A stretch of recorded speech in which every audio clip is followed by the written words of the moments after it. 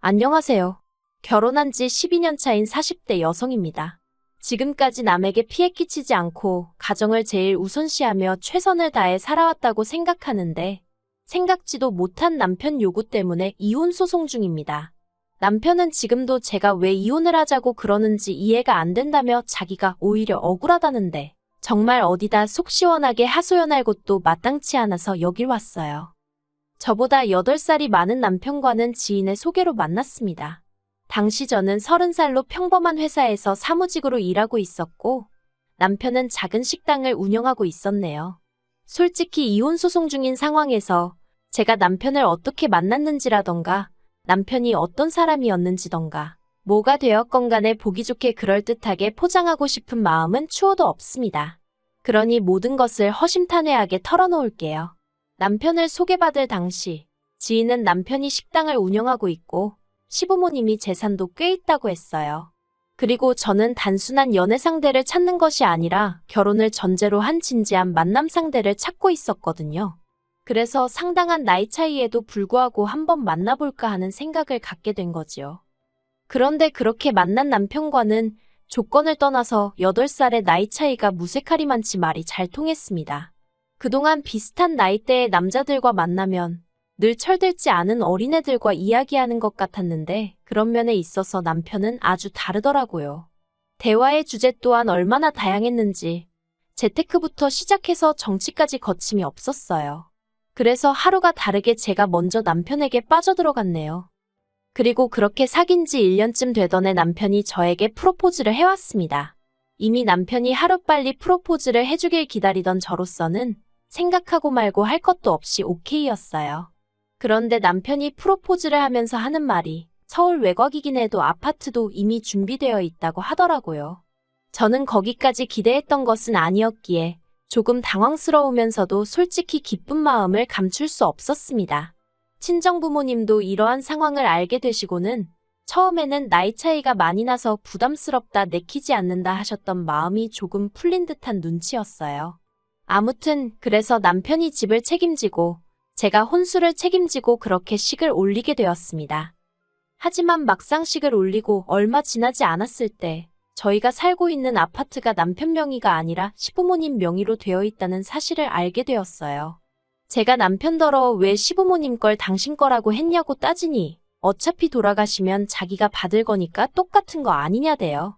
그러면서 덧붙이기를 세금이랑 여러 가지 문제가 복잡하게 얽혀 있다 보니 그렇게 된 거라며 너무 신경 쓰지 말랍니다. 그리고 저는 그때 결혼한 지 얼마 되지도 않은 신혼에 그런 문제로 다투는 게 왠지 남사스럽다고 생각했어요. 어디다 속 시원하게 어떻게 하는 게 좋을지 물어볼까도 생각했지만 한편으론 왠지 쪽팔린 것 같기도 하고 남들이 저를 멍청하게 볼까봐 걱정도 되대요. 그래서 나름대로 좋은 쪽으로만 생각하고 보려고 했습니다. 남편 말대로 언젠가 어머님 아버님이 돌아가시면 남편이 물려받을 텐데 너무 생각을 많이 하지 말자. 그렇게 스스로를 이해시키려고 했지요. 아무튼 이후로 저희는 어느 다른 부부들처럼 평범한 결혼 생활을 이어갔습니다.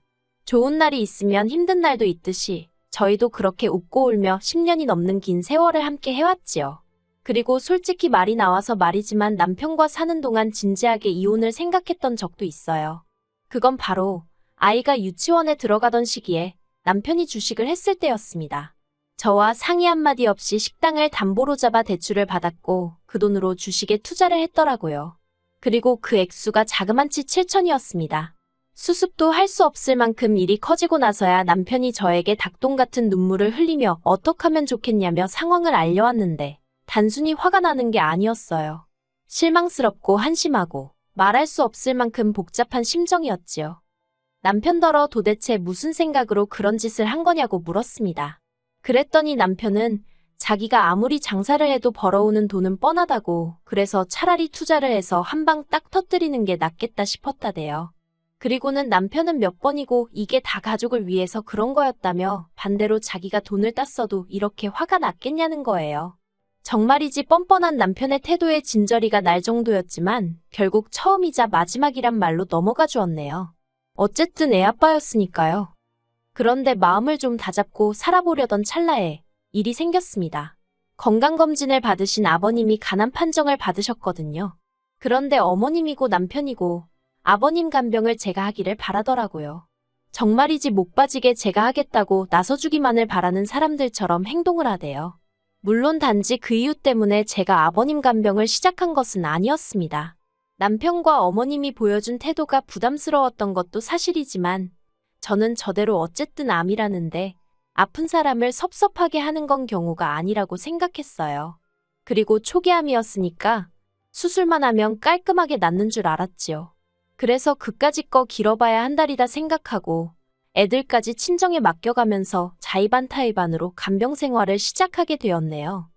하지만 제가 원래 간병을 해본 사람도 아니고 4박 5일 내내 남자 병실에 머물면서 아버님을 간병한다는 건 정말 쉬운 일이 아니었습니다.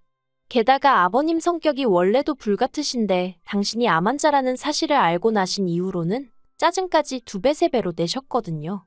솔직히 저 때문에 암에 걸리신 것도 아닌데 저한테 얼마나 화풀이를 하시던지 그래도 참을 인자를 손바닥에 그려가며 꾹꾹 눌러 참았습니다. 수술만 하면 끝이니까 다 낫고 나시면 나한테 미안해하실 거라고 그렇게 생각하면서 말이지요. 그런데 안일하게 생각한 제가 어리석었어요. 암이라는 게 수술만 하면 끝이 아니라 이후로 5년 동안은 매달 1~2번씩 정기검진을 받아야 한다는 이야기를 들었거든요. 그리고 혹시나 했지만 역시나라고 아버님은 수술은 성공적으로 끝났다고 했지만 이후로 매달 1~2번씩 병원에 와서 검사를 받으라고 하대요. 그래서 어머님 아버님은 대전에 살고 계셨는데 그 검사를 받기 위해서 매달 서울에 올라오셔야 했어요. 그런데 진짜 문제는 서울에 오실 때면 저나 남편이 두 분의 일거수일투족, 그러니까 한마디로 모든 걸 대신 해결해 주길 바라셨다는 거예요. 버스는 물론이고 택시조차 타기를 거부하셨습니다. 솔직히 제가 생각하기엔 대전이나 서울이나 크게 다를 것도 없다 싶었는데 말이에요. 그래서 한 번은 제가 전화로 병원 가는 길을 알려드릴 테니 한번 직접 가보시면 어떻겠냐 여쭙습니다. 그날 회사에서 이것저것 해결해야 하는 일들이 쌓여 있었거든요. 그랬더니 아버님이 지금 늙은 시애비더러 알아서 하라는 거냐며 어찌나 격분을 하시던지요. 그래서 그때부턴 남편과 제가 되는 대로 번갈아 가며 두 분을 모시고 병원에 다니고 그랬습니다. 하지만 그러면 뭘 하나요? 서울병원 그렇게 서울에 있는 병원을 맹신하며 열심히 다니시던 아버님은 결국 뼈에 암세포가 전이되어 돌아가셨습니다. 아버님이 담당 교수에게 몇 번이나 옆구리가 아프다고 말씀을 하셨는데 그럴 때마다 담당 교수가 그럴 수 있다며 별거 아니라는 듯 넘겼거든요. 보다 못한 제가 혹시 디스크일지도 모르니 MRI라도 한번 찍어보자며 동네 병원으로 모셨다가 거기서 전이 사실을 알게 되었네요. 그리고 그 사실을 알았을 땐 어떻게 손 써볼 방법이 전혀 없는 상황이었습니다. 그래서 결국 아버님은 투병 생활 3년 만에 세상을 떠나셨어요. 그런데 아버님이 돌아가시고 나니까 남편이 생각지도 못한 소리를 꺼냈습니다. 장례를 치르고 한 달쯤 지났을 때였어요. 남편이 저에게 할 말이 있다면서 분위기를 잡더라고요. 아버님이 남기신 유산과 본가를 정리하고 저희가 살고 있는 아파트도 팔아서 이사를 가자대요. 40평대 아파트를 구해서 어머님을 모시고 같이 살자고요. 그런데 사람이 너무 뜻밖의 상황을 맞닥뜨리니까 순간적으로 패닉 상태에 빠졌다고 할까요? 말도 제대로 안 나오는 거예요. 그리고 남편은 그 틈을 놓치지 않고 저에게 속사포처럼 자기 생각을 쏟아냈습니다. 어머님이 무릎도 안 좋으신데다가 본가에는 아버님과의 추억도 많으시고 그런 곳에 혼자 계시게 하려니 자식으로서 마음이 편치 않다면서 모시고 살았으면 좋겠답니다. 어머님이 저를 시집살이 시키고 그럴 분도 아니고 오히려 아이들 키우는 데 있어서 저희가 어머님으로부터 도움을 받을지도 모른다면서요. 혼자서 얼마나 오래 생각을 했는지 말이 한번 끊어지지도 않고 그 입에서 줄줄줄 나오는데 기가 차대요. 저는 남편에게 모시고 사는 건 안 된다고 딱 잘랐습니다. 지금도 회사 다니면서 애 둘 케어하기도 힘들어 죽겠다고, 그런데 어머님까지 어떻게 모시고 살라는 거냐고요. 그랬더니 남편은 말이 모시고 사는 거지 집도 넓혀서 갈 거고 어머님이 생전 저한테 뭐 바라는 거 있으셨냐면서 저더러 무조건 싫다고만 하지 말고 좋은 쪽으로 생각을 좀 해보랍니다. 하지만 이건 뭐 생각해보나마나 문제였지요. 제가 남편더러 지금 어머님 연세가 얼마시냐, 앞으로 살다 보면 편찮아지실 거고 그러면 그 병간호는 또 내 몫이 될 텐데 아버님 때 너무 시달리고 고생을 해서 그런지 이제는 엄두가 안 난다고 같이 못 산다고 했어요. 그러자 남편이 한다는 소리가 너 유산 받기 싫어? 그러는 겁니다. 아버님 돌아가시면서 현금 1억 정도 남기셨고 땅도 조금 있고 뭐 두 분이 사시던 아파트 그게 남편 말로는 몇 억은 한다대요. 그런데 솔직히 말해서 저 그 유산 그렇게 탐나지 않아요. 유산 받으면 뭐 그걸로 제가 제 옷을 사 입겠어요? 아니면 가방 하나를 마음 놓고 사겠어요? 결국엔 남편이 쥐어틀고 있을 거고 유산 받는다는 명분으로 고생은 저만 죽어라 할 게 뻔한데 제가 무슨 그 유산이 탐이 났겠어요. 그래서 남편더러 유산 안 받는 대신 안 모실 거라 했어요. 그런데 남편은 그때부터 전에 없는 폭언을 퍼붓기 시작했습니다. 저더러 이기적이고 철없는 여자라면서 저 같은 여자는 애들 엄마로서도 실격이래요. 애들이 나중에 뭘 보고 자라겠냐면서 나중에 저희 애들도 저를 버릴 거랍니다. 아버님 돌아가실 때까지 제가 제일 옆에 오래 붙어서 온갖 수발을 다 들어드렸는데 남편 기억 속에선 그런 건 다 어디로 간 건지 황당하더군요. 하지만 남편은 제가 말이 없는 이유를 제가 뭐라도 잘못해서 말을 못하고 있다고 생각한 건지 계속해서 말 같지도 않은 소리를 이어갔습니다. 저더러 40 넘어서 이혼녀 딱지 달면 어디서 저를 좋다고 하겠냐며 다니던 회사도 잘릴지 모른다나요. 그러면서 지금 이혼해봤자 네 손해야. 너는 며느리의 도리를 거부하고 있는 거라서 내가 이혼 소송 걸면 너는 끝이야 그러대요. 그런 소리까지 들으니까 저도 눈에 뵈는 게 없더라고요. 그래서 남편더러 그래 그러면 이혼하자 했습니다. 당신 말대로 나이 40에 이혼녀 딱지 그까짓 거 달아도 그만이라고 그리고 나만 이혼녀 되냐고 그러면 당신도 이혼남 된다고 했습니다. 나이 50에 이혼남 딱지 달면 당신은 어디 가서 환영받을 것 같냐고 저도 똑같이 쏘아붙였어요. 남편도 제가 그렇게 나올 줄은 몰랐는지 그제서야 눈을 동그랗게 뜨고는 지금 말이라고 하는 거냐면서 그리고 저는 이튿날 바로 이혼 전문 변호사를 찾았습니다. 솔직히 변호사 사무실에 가는 내내 아이들이 눈에 밟혔지만 마음을 독하게 먹었어요. 아이들도 언젠가 저를 이해해 줄 거라 믿으면서 남편에게 가타부타 말하지 않고 내용 증명 보냈습니다.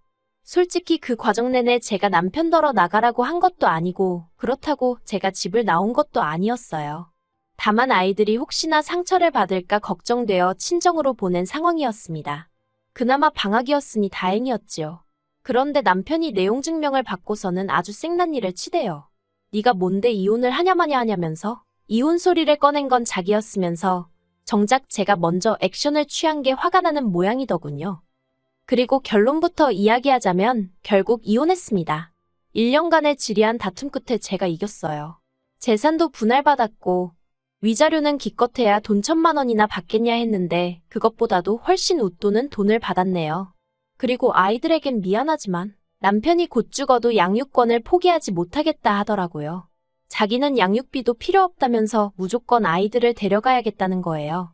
솔직히 식당 일을 핑계로 애들하고 어디 한번 제대로 놀러 간 적도 없으면서 막상 이혼하는 마당에는 애들 욕심을 내는 걸 보니 어처구니가 없었지요. 그런데 제가 나쁜 엄마인 걸까요? 제가 10년 키웠으니 남은 10년은 남편이 키워도 되지 않을까 싶었습니다. 그래서 남편한테 양육권 넘겼어요. 친권을 준 것도 아니고 요새 세상이 어떤 세상인데 남편이 안 보여준다고 평생 못 보고 살고 그런 건 요즘 말도 안 되잖아요. 그래서 눈 딱 감고 양육권 포기했네요. 그런데 웃긴 게 남편과 이혼하고 완전히 남남이 되고 나서 얼마 지나지 않았을 때 어머님이 찾아오셨습니다. 합가 얘기 나오는 내내 남편 뒤에 숨어서 한 번도 저희 사이를 어떻게 조율해 주려는 시도조차 안 하신 분이셨어요. 솔직히 말해서 어머님이 조금이라도 아들 내외를 걱정했다면 아들한테라도 합가 안 해도 된다. 아니 하다못해 천천히 해도 된다. 일단 네 와이프 마음부터 달래줘라. 그런 소리는 했을 것 같아요. 하지만 아버님 간병 때도 그렇고 결정적인 순간에는 꼭 당신 아들 뒤에 숨어서 나는 아무것도 몰라요. 하고 계시는 분이셨습니다. 그런데 그런 분이 절 찾아오셔서는 다시 살림을 합치는 게 어떻겠냐입니다. 저는 제 귀를 의심했어요. 그런데 어머님 말씀이 듣다 보니까 얼떨결에 당신이 살림도 다 하시고 애들 케어도 다 하고 계신 모양이더라고요.